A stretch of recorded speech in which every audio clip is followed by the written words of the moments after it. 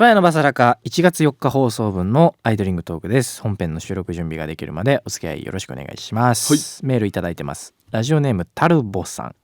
お二人ともこんばんは。こんばんは。以前の放送でケンタさんがもみけんさんと激しい遊びをやっていたと言っていましたが、言える範囲でいいのでどんな遊びをやっていてどんな学生時代だったか教えてください。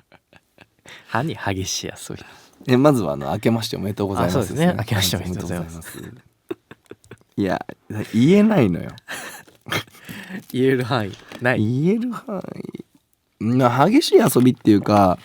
これ分かんないけど、中学時代が一緒なのよ、俺ともみけんと初めて出会ったのが。だから遊びとしてはなんだろうなこういうさ用紙あるじゃん、A4 の用紙とか、だから学校で流行ってた遊びとしてはこういうのを限界までちっちゃく折りたたむんですよ、でも握力なり、椅子の足だったり、全てのものを使って駆使してぎゅうぎゅうに固めるわけ、で輪ゴムの太い輪ゴムあるじゃん、太いでかい輪ゴム、太くてあれね、茶色の麺みたいなやつか。そうきしめんみたいになってる、あれのこのなんていうの、こういうピンポンじゃねえや、パチンコ、そう、要はパチンコにして、教室の前後で分かれて、机を障壁代わりにして、銃撃戦する。そう銃撃戦をしてたりとかあと流行ったのはなんかその液体を口に含んで窓ガラス越しに2人友達と並んで、でカーテン閉めとくでしょ、で開けた瞬間に、窓ガラスも一緒に開けるんですよ、カーテンと一緒に、で笑った方が負けなんだけど、笑ってない方が負けみたいな状態になるわけですよかかっちゃうそうだからもうこれはまあ軽いね、あとは掃除の時間に、ほうきと石鹸を駆使して、ホッケーやってたりとかまあ可愛いじゃんそういうのはね。じゃあ割となんだろうな、俺も変わってないよね、あれなんだね、俺ぐらいまでのあれは残ってたんだ。今はどうなんだろうね。今は分かんないな。でも今あれか、もう何でもあれしちゃうもんね、取られちゃって、そう書かれちゃって。だからさ、大人になってからが怖いよね。そういう子供の時期ってさ、そうやってさ危ないとかさ、勉強していくわけでね。怪我もするけど、でもさ死なないじゃん。そういうのってこうやったらまあ痛いとか嫌がる、怒られるんだなとかさ、っていうのをやれないじゃん今。そうだね。炎上しちゃってさ、特定されちゃってさ、でそういうのを経てないから、大人になってから今の子たちってかわいそうだなって思う。本当に分かんないもんね。で自分のケツを自分で拭かなきゃいけない時にそれをやっちゃうから、本当に犯罪になっちゃうから。そうなるとやっぱね、間違いは犯すから、そういうのをさ、まあいわゆる義務教育でさ、大人になるためのさ、あれでさやっていくわけだけどさ、もう今はね、多分学校側とかもすごいあれでしょ、敏感でしょ。敏感だよね。だからやっぱりそういうのはね、全然だ体罰あったもん。まあそれはね、体罰世代ですからね。でも陽介の時今あったってびっくりだわ。びっくり。中3の時机の椅子投げられたもん、先生。もう怖っ怖っでもね、今となって思えば、あの時やっぱ俺の行動は良くなかったなって思うから、それはそうだろうな。いやでもそう思えるってことは多分先生側にすごい愛があったんだと思う。そうだよね。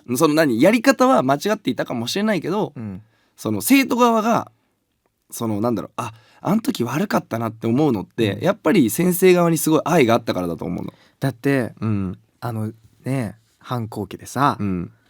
葉で言ってもやっぱね無理な時あるからね、正直。やっぱそれを本当に力でねじ伏せられた時って、やっぱもう自分でもさ思うじゃん。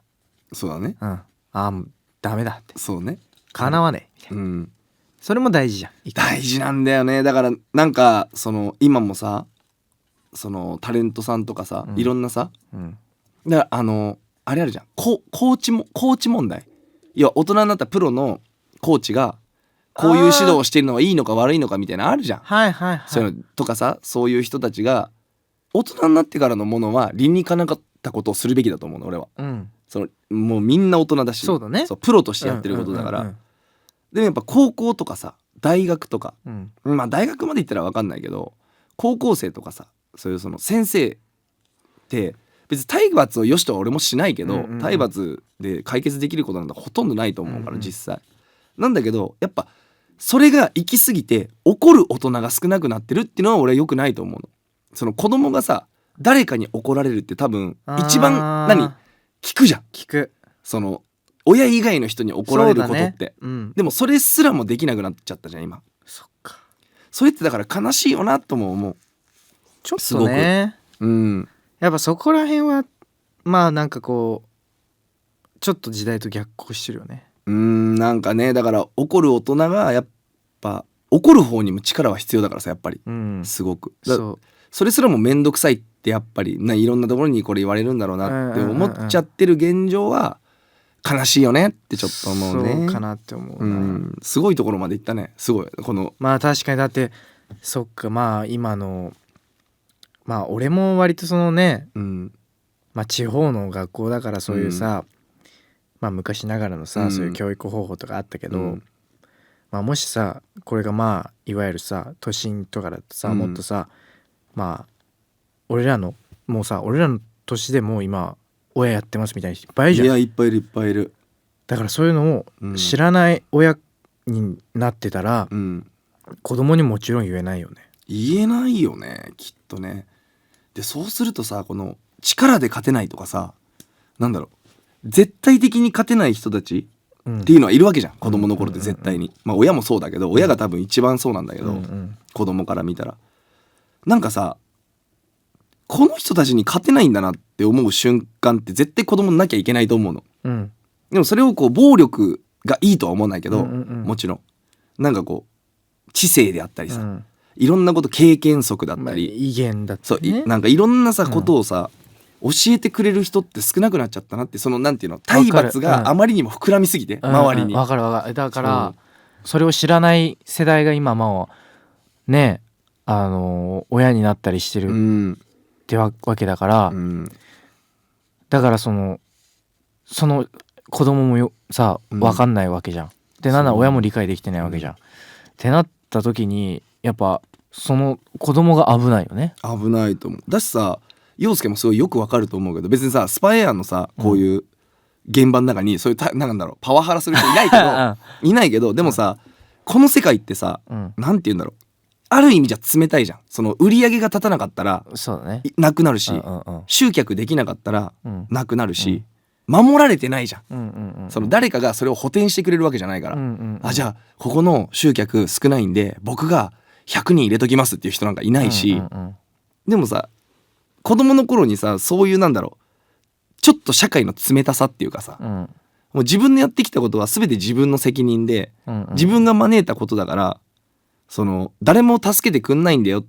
ていう瞬間があるっていうのをさ、知らないまま大人になっちゃうわけじゃん。そっか、結局、で社会にさ20歳になって、まあ、18とかか今だと、ポンって放り出されたら、絶望するよね。こんな厳しいのみたいな。いやなると思う。だって会社とか社会って、そうだね、社会に出た瞬間にそれか。そうだ、俺らは陽介もそうだけど、まだなんかそういう厳しさをさ、違うところでいろいろ体験してるわけじゃん。もう絶対にかなわない人がいるとかさ、あこれやったらこんなんになるんだとか、っていうのを知って社会ポンで、あまあこれか言ってたのってなるじゃん、ってなれるからいいけど、今多分さなんだこれはってなっちゃう、って何もできないっていう多分子供がすごく多く生まれちゃうんじゃないかなっていうのは一個怖いなとは思うね。まあなんとかなってほしいね。なんかまあね、ちょっとね、世の中っていうのはでもそういうもんですから、まあいい方に転がる時もあるし、悪い方に転がる時も、たまたま今もしかしたらね、そういう世代の子たちは悪い方に転んでるのかもしれないしね、もしかしたらめちゃくちゃいい方に転がる可能性もあるからね。これを踏まえてさ、やっぱこういうとこはこういう高校が良かったねみたいな、ってなってそこからまた変わっていくかもしれないし、まあだから、時の流れに身を任せてね。タルボさんの質問からまさかこんなところまで広がるとは、いい質問でした。ということで本編収録準備できたのでアイドリングトークはここまでです。本編は毎週土曜深夜1時から FM 福岡で放送中です。ぜひ聞いてください、それでは本編収録へ行ってきます。